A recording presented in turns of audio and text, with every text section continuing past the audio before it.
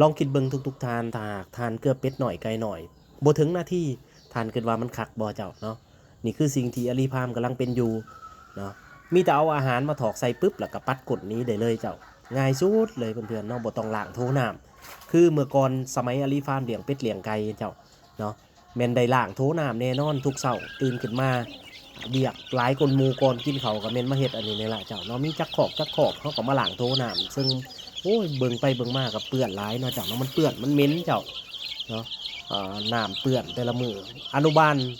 เบิ่งแย่งหายกว่าลูกเขาเจ้าเนาะแต่ว่าปัจจุบันนี่โคตรง่ายเลยเจ้าเนาะอลีฟาร์มเพียงแต่เอาอาหารมาถอกใส่ซ้ำนี่แล้วเลยเจ้าเนาะแล้วก็ย่างหนี้ได้เลยเจ้า